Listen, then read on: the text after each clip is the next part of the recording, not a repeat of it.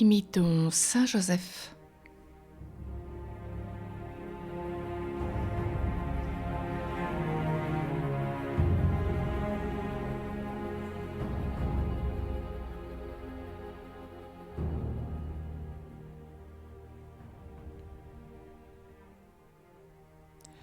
Saint Joseph, l'homme du bonheur de vivre dans la grâce de Dieu.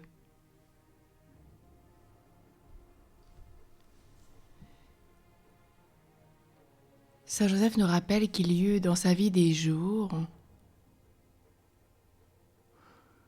où il a goûté la douceur d'une bonne conscience. Ne sont-ce pas les jours les plus heureux que nous ayons passés sur la terre ?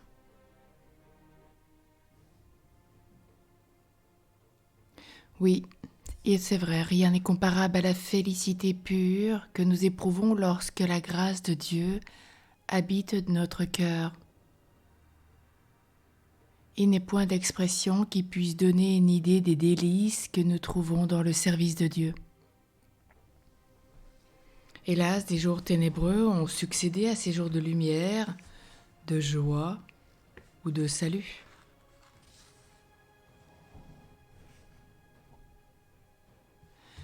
Que peut craindre, que peut redouter l'homme, nous rappelle saint Joseph, qui est en paix avec son Dieu. S'il est visité par les adversités, il bénit la main qu'il éprouve. Et le divin consolateur essuie lui-même ses larmes. Dans les douleurs, dans les souffrances, le jour, la nuit, il a toujours près de lui son Dieu qui le soutient, qui l'affermit, qui le guide et le protège. Les méchants ne peuvent rien contre lui, parce que le Tout-Puissant veille à sa défense. Jésus a établi son règne dans cette âme fidèle, il la purifie de ses imperfections, il l'embellit de ses dons, chaque jour il ajoute quelques ornements nouveaux à sa beauté. Il y plante l'arbre des vertus qu'il embaume de leur parfum.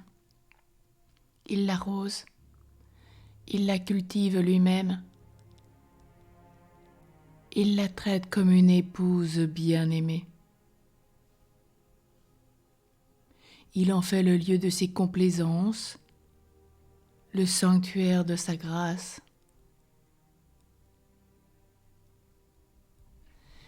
Qu'est-ce donc, mon fils, que ces jours ténébreux dont nous parlons, qui auraient succédé aux jours de bonheur ? Saint Joseph nous demande, aurait-on contristé Jésus ? Aurait-on méconnu son infinie bonté ? Aurait-on fermé les yeux à sa beauté ravissante ? Aurait-on chassé de notre cœur cet ami fidèle, ce tendre frère ? Aurions-nous perdu notre unique trésor ? Saint Joseph nous rappelle qu'il faut nous hâter à chercher à recouvrer ce bien inestimable. Il n'y a point à hésiter un seul instant. Ce moment, dit-il, que l'on perd est peut-être le dernier de notre vie.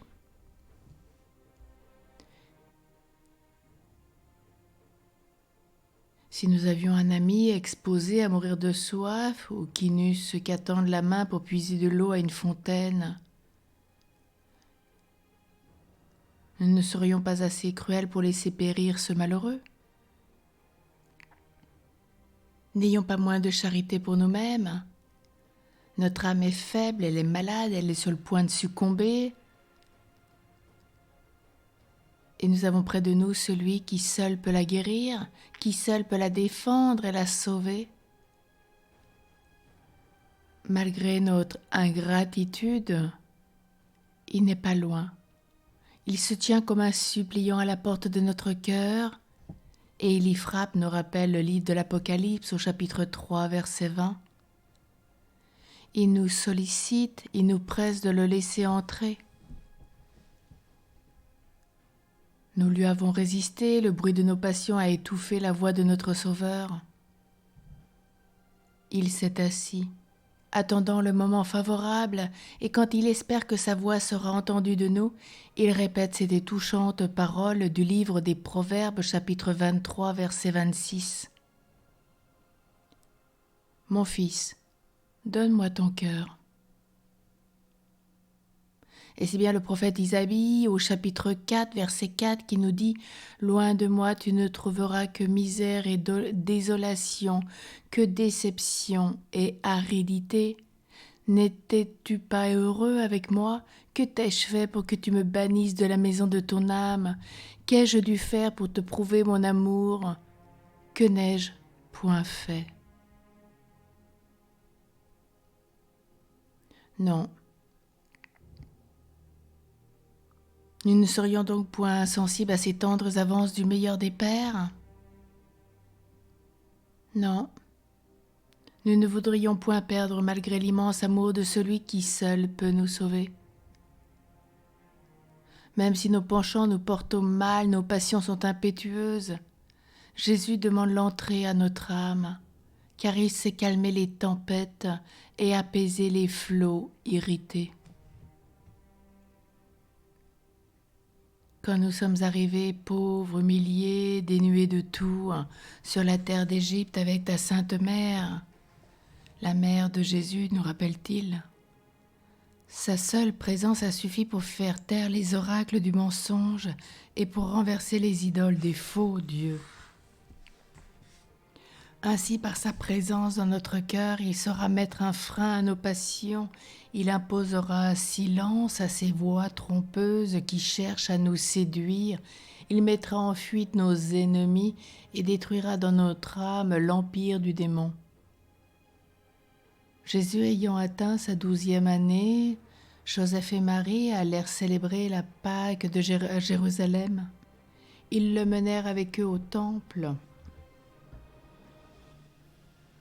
Après la fête, Joseph et Marie prirent la route de Nazareth, pensant que l'enfant Jésus était avec eux ou en quelque compagnie de quelqu'un.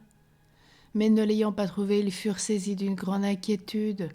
Pénétrés de douleur, ils retournèrent à Jérusalem, et après 3 jours d'informations, de courses et de recherches, ils le trouvèrent dans le temple même, assis au milieu des docteurs, les écoutant et les interrogeant.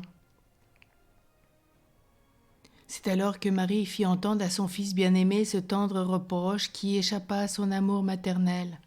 « Ô mon fils, pourquoi as-tu agi ainsi envers nous? Voici 3 jours que ton père et moi nous te cherchons dans l'inquiétude et la douleur. »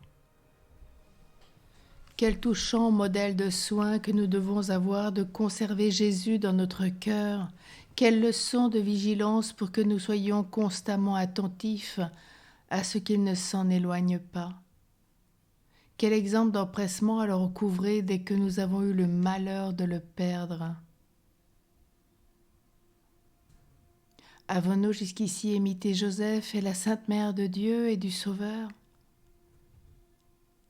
N'avons-nous pas eu le malheur de vivre plusieurs jours, plusieurs semaines, plusieurs mois, voire plusieurs années dans l'éloignement de l'aimable Jésus, sans nous mettre en peine de retrouver sa grâce, sa présence?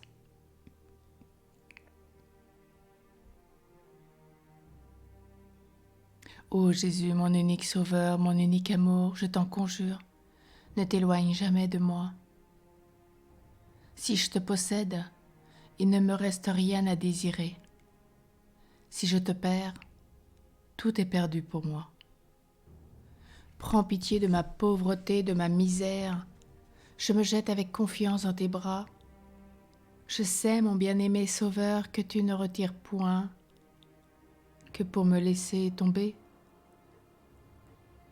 Je suis froid, faible, malade, mais si tu n'es plus avec moi, je vais périr.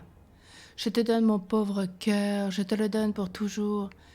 Guéris-le, fais-y régner ta grâce et établis-y ta demeure à jamais.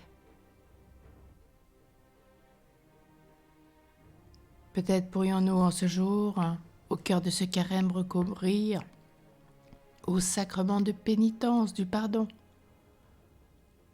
Aussitôt qu'on se sent coupable d'une faute plus ou moins grave,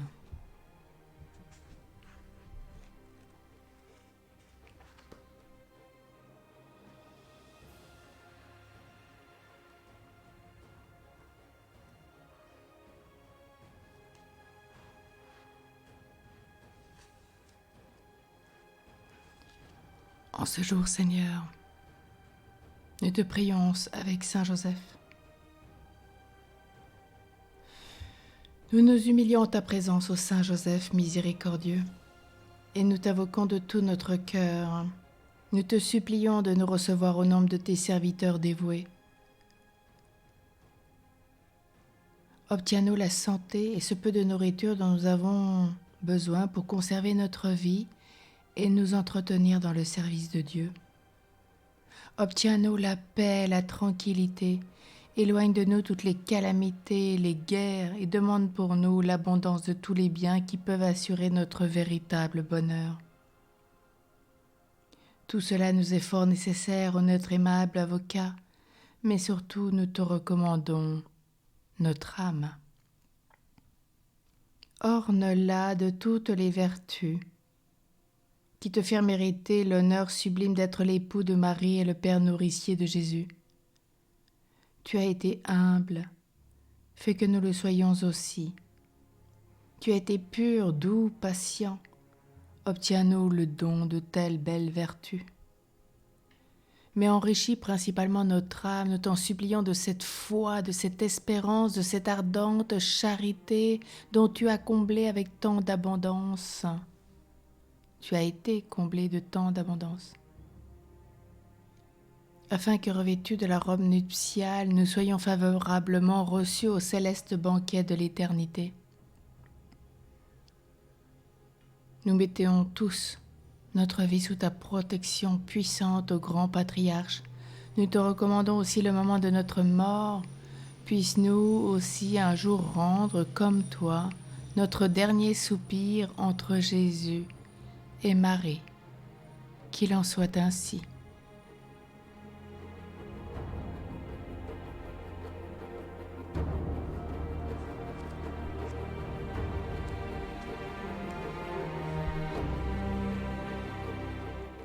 Saint Joseph,